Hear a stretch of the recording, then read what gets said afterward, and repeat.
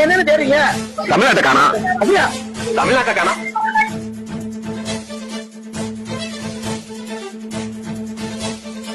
தமிழ்நாடு அரசு போக்குவரத்து கழகம் அப்படின்னு பேருந்துக்கு மேல எழுதியிருந்த நம்மளுடைய போக்குவரத்து கழகத்தில் இருக்கிற பெயர் தற்போது இருக்கக்கூடிய அனைத்து பேருந்துகளும் அரசு பேருந்து கழகம் அப்படின்னு எழுதியிருக்கு.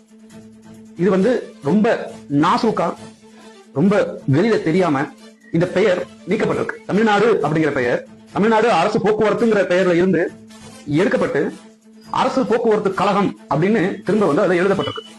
அரசு போக்குவரத்து கழகம் அப்படின்னா எந்த அரசுடைய போக்குவரத்து கழகம், எந்த அரசுக்கு சொந்தமான இந்த ஒரு பொருள் இது? இப்ப புதுசா வந்த பேருந்துகள்ல கூட தமிழ்நாடுங்கிற வார்த்தை நீக்கப்பட்டிருக்கு. இது பத்தின தகவல் வெளியே தெரியாமலே இருந்திருக்கு. ஏதோ பேச்சுவாக்கில் போற போக பார்க்கும்போது என்னடா தமிழ்நாடு காணாதுன்னு பார்த்தோம்னா உண்மையிலேயே எல்லா பேருந்துலையும் இது நடந்திருக்கு. கடந்த 4 வருடங்களாக இந்த மாற்றம் தொடர்ந்து செய்யப்பட்டிருக்கு. கலந்து ஆராய்ச்சி நிறைய இடங்களை கேட்டது பிறகு என்ன தெரிய வந்து பாத்தீங்கன்னா, இடம் பற்றாக்குறை காரணத்தினால் தமிழ்நாடு என்ற பெயர் எடுக்கப்பட்டு அரசு போக்குவரத்து கழகம் என்று சேர்க்கப்பட்டுள்ளது அப்படிங்கிறது தோராயமா கேட்க முடியுது. நான் தெரியாம தான் கேட்கிறேன். தமிழ்நாடு அரசு போக்குவரத்து தான் முதல்ல இருந்துச்சு.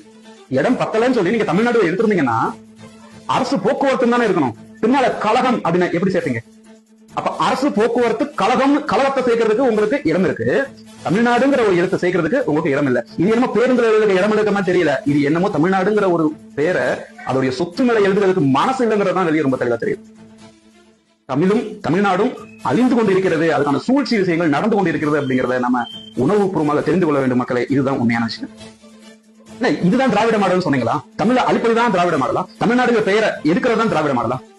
இது சரியான தருணம் யோசிக்க வேண்டியது. இப்பேற்பட்ட ஒரு மாற்றத்தை எந்த ஒரு சலசலப்பும் இல்லாம, எந்த ஒரு பிரச்சனையும் இல்லாம அப்படியே பொதுமக்களுக்கு நடுவுல உலா விட்டுருக்காங்க. நம்மளும் இத்தனை வருஷமா கண்டுக்காம விட்டுருக்கோம்.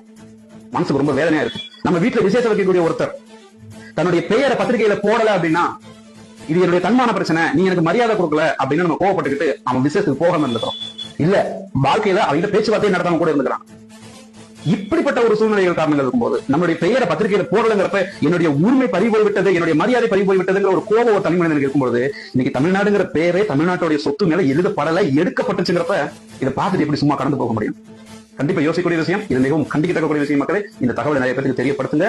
கண்டிப்பா இதுக்கு ஒரு முடிவு கட்டணும். நம்மளுடைய வாக்கு தமிழர்களை தேர்ந்தெடுப்பது மட்டுமே உள்ளது. போதிக்கும் போது எதுவும் புரியாது, பாதிக்கும் போது தான் புரியும். இன்னைக்கு நம்ம போக்குவரத்து கழகத்துல பாதிச்சு நிக்கிறோம். கண்டிப்பா இதுக்கான ஒரு மாற்றமும் முடிவும் நாம செய்ய வேண்டும்.